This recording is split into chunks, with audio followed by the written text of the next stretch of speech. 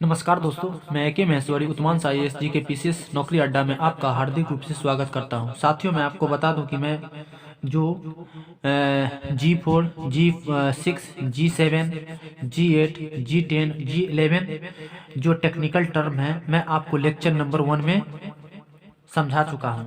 आज जो मेरा साथियों लेक्चर रहेगा वह जो रहेगा G10 से रहेगा।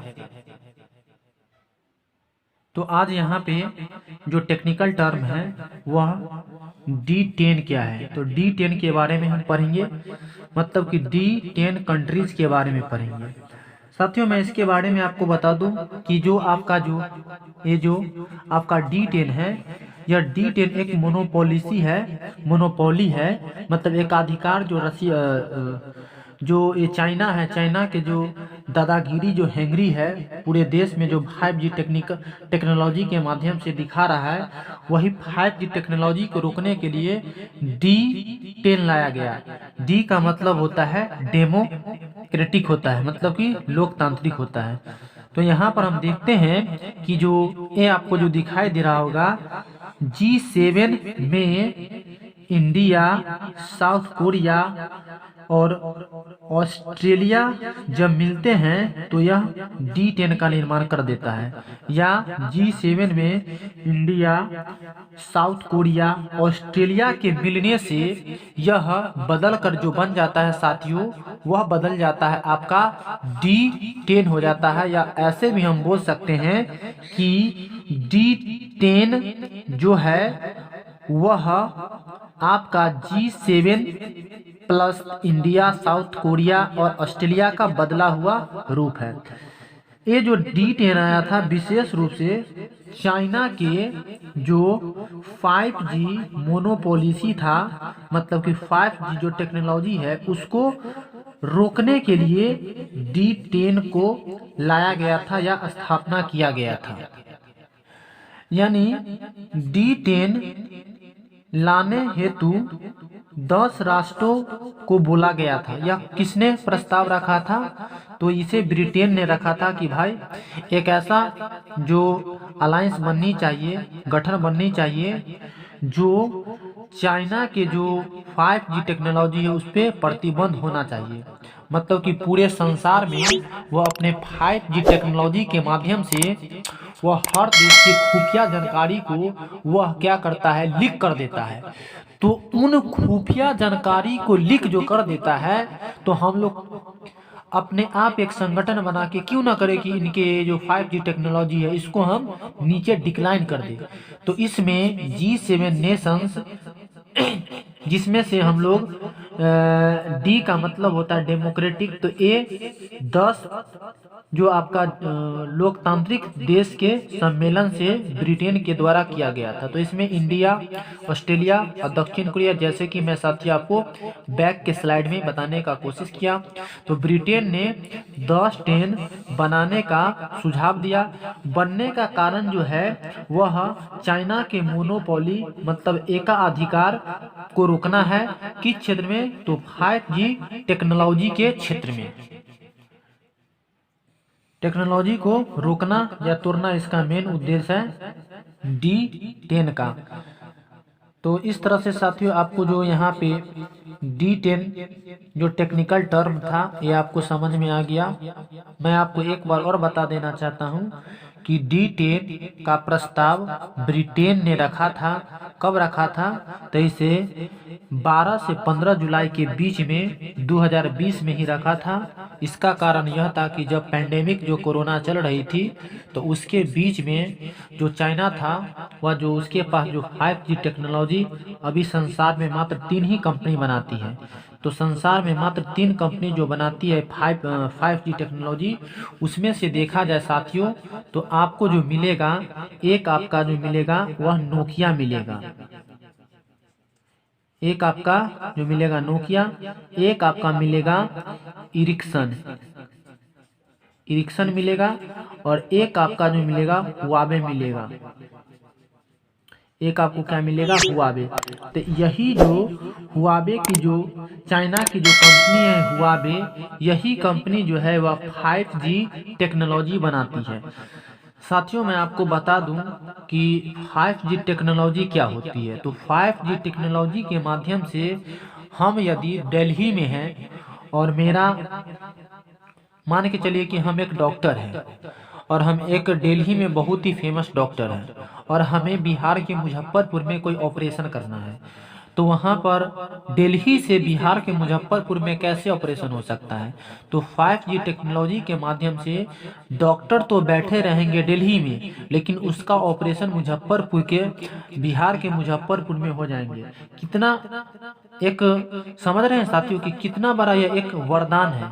मतलब कि 5G जो टेक्नोलॉजी है यह मानव ने क्या नहीं खोजा, तो मानव के सबसे वरिष्ठतम उपलब्धियों में से एक उपलब्धि 5G टेक्नोलॉजी है।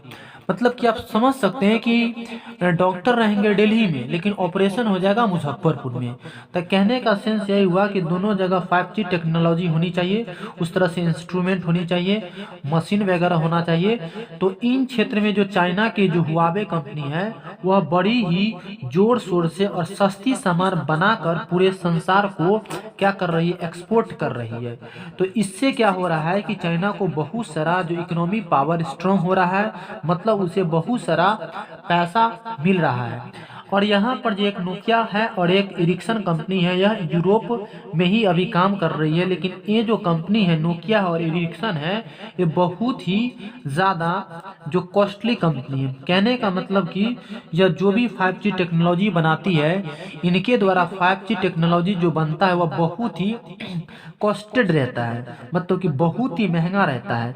लेकिन इसका जो रहता है बहुत ही चीप रहता है, जिसके कारण ऑटोमेटिक सी बात है, ऑब्वियसली सी बात है साथियों कि कोई भी व्यक्ति चाहता है कि हमें चीप एंड बेस्ट प्रोडक्ट मिले, तो चाइना यही करती है। इसका क्या कारण है?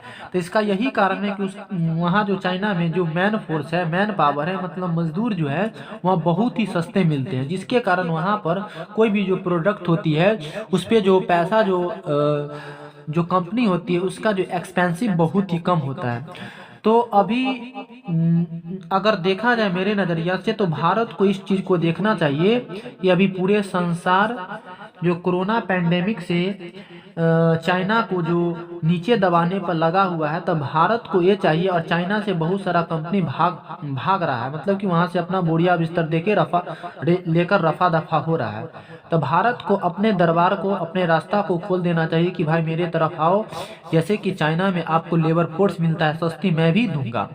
तो जिसके कारण क्या होगा कि भारत में जैसे ही 5G टेक्नोलॉजी बनना स्टार्ट होगा, भारत से हर देश 5G टेक्नोलॉजी लेना चालू करेगा और भारत को क्या होगा कि बेनिफिट होगा, मुनाफा होगा, और जिसके कारण भारत का जो इकोनॉमी पावर है वह स्ट्रॉन्ग हो जाएगा। तो विशेष रूप से साथियों आपको D10 समझ में आ गया होगा कि जो पूरे संसार में जो 5G टेक्नोलॉजी जो चाइना चला रही है उसको एक रोकने का प्रतिबंध या पीछे करने का एक मोनोपोली है, मतलब कि इसके जो आगे बढ़ती हुई अर्थव्यवस्था को रोकने का काम करने का ये जो D10 करता है। तो यह 13 से 15 जुलाई के बीच में 2020 में ब्रिटेन ने प्रस्तावना रखा था 10 देशों के बीच जो G7 है, और प्लस में इंडिया, ऑस्ट्रेलिया और साउथ कोरिया के साथ। तो इस संसार में अगर देखा जाए तो अभी तक 5G टेक्नोलॉजी 3 ही कंपनी बना रही है, एक नोकिया है, एक एरिक्सन है और एक हुआवे है। तो इस हुआवे कंपनी को रोकने के लिए D10, ताइयों साथियों आपको D10 क्लियरली 100% हो गया होगा। अब यहाँ पर साथियों अगेन हम देखते हैं G20 के बारे में कि ये जो G20 क्या होती है, और यह साथियों बहुत ही इम्पोर्टेंट है, VVI है। तो यहाँ पे जो इसकी जो स्थापना हुआ था G20 का, वह 1999 में हुआ था, और कितने देशों के साथ?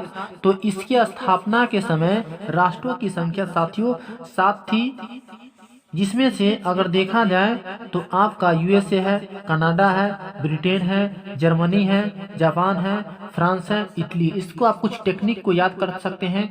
C फॉर आपका कनाडा, USA मतलब अमेरिका, B फॉर मतलब ब्रिटेन, J फॉर मतलब जापान, और फिर एक J फॉर मतलब जर्मनी, F फॉर मतलब फ्रांस, और I फॉर मतलब इटली। इस तरह से आप इसको इस तरह से आप याद रख सकते हैं। तो जब G20 बना तो उस समय समय 117 कंट्री इसमें पार्टिसिपेट किए थे, लेकिन आज 24 जनवरी 2021 में 20 देश इसमें पार्टिसिपेट कर रहा है। स्थापना के क्या कॉज था साथियों, इसकी स्थापना के क्या कारण था? तो जब 1997 में क्या हुआ कि वित्तीय संकट पड़ा पूरे देश में, वित्तीय संकट के बाद, तो वित्तीय संकट के बाद यह निर्णय लिया गया था इन 7 देशों के माध्यम से कि प्रमुख अर्थव्यवस्थाओं को एक मंच पर एकत्रित होना चाहिए। ये 7 देशों ने क्या किया था, स्थापना के समय में कहा था कि जो भी 1997 में फाइनेंशियल क्राइसिस हो रहा था, मतलब कि पूरी दुनिया में पैसा की कमी फैल रही थी, तो इन 7 देशों ने एक ग्रुप बनाया और कहा कि भाई हमारा जो भी इकोनॉमी मेन है उसको कैसे इंक्रीज किया जाए, आइए हम लोग एक साथ बैठकर एक मीटिंग करते हैं और फिर जाके एक ग्रुप बनाते हैं। तो उस समय से 1999 से अभी तक के चल रहा है। इसे हम वित्तीय संकट यानी फाइनेंशियल क्राइसिस हेतु स्थापना किया गया था। नोट में साथी इसको देखिए कि 15वां G20 सऊदी अरब की राजधानी रियाद में हुआ। तो आई होप साथियों आपको समझ में आ गया को रिसेंटली में जो 15वां G20 शिखर सम्मेलन जो हुआ था वह सऊदी अरब रियाद में हुआ था, जिसकी राजधानी है। लेकिन आपको साथियों इसका जो G20 बनाने का क्या रीजन था, तो वित्तीय क्राइसिस को खत्म करने के लिए, डिक्लाइन करने के लिए किया गया था। इसमें जो साथियों बताया जा रहा है कि जो G20 जो 15 मार्च 2020 में जो लाया गया था, इसको लीडिंग सलमान बिन अब्दुल अजीज उल सऊद के देख रेख में, जो वहाँ के सुल्तान है उनके देख रेख में 2020 के 15वां G20 शिखर सम्मेलन किया गया। साथियों आपसे यह पूछा जा सकता है, और यह जो चला था कब तक साथियों, तो यह 21 से 22 नवंबर के बीच में चला था। फिर यहाँ पर साथियों हम देखते हैं कि 14वां G20 की स्थापना या संचालन या बैठक जो जापान के शहर ओसाका में किया गया था। तो यहाँ पर साथियों जो मैं आपको बताया कि 15वां G20 कहाँ और 14वां G20 कहाँ, यह बहुत ही पॉइंट ऑफ व्यू से मोस्टली है साथियों। अब यहाँ पर साथियों देखेंगे कि जो आने वाले नेक्स्ट ईयर में जो G20 का अगला सम्मेलन कहाँ होने वाला है, तो G20 का 16वां जो समिट होने वाला है 2021 में, मतलब 2021 में G20 का 16वां समिट वह इटली में होने वाला है। फिर G20 का 17वां सम्मेलन 2022 में इंडोनेशिया में होने वाला है, और G20 का 18वां कॉन्फ्रेंस या समिट 2023 में वह आपका साथियों इंडिया में होने वाला है। तो साथियों यहाँ पे देखिए कि 21 में इटली में, 22 में इंडोनेशिया में, 23 में इंडिया में। ये इटली और इंडोनेशिया इसीलिए महत्वपूर्ण है क्योंकि 23 में इंडिया में होने वाला, इसीलिए साथियों आपका VVI है। तो आई होप आपको साथियों जो रिसेंटली में जो 2020 में 15वां जो G20 का समिट किया गया था वो प्रीवियस ईयर जो 14 में किया गया था ओसाका जापान के शहर में वहाँ, और 16वां 21 में इटली में, और 17वां 2022 में इंडोनेशिया में, 18वां 2023 में इंडिया में किया जाएगा। तो पॉइंट ऑफ व्यू से साथियों बहुत ही इंपॉर्टेंट है। यहाँ पर हम नोट में देखेंगे कि 14वां G20 2019 में जो जापान के ओसाका में किया गया था, जैसे कि आपको हम साथियों बताएं। अब यहाँ पर साथियों ये जो आपका G20 जो G20 है, इस G20 देश को हम किस तरह से याद रखें, तो इसके लिए मैं कुछ बहुत ही उम्दा ट्रिक या इसको टेक्निक आप समझ सकते हैं। इस टेक्निक को मैं लिखने का प्रयास किया हूं, आप इसे देखिए साथियों, आप इसे कॉपी पर 1-2 बार जरूर लिखिएगा, आपको मनो मस्तिष्क में या छा जाएंगे, बैठ जाएंगे।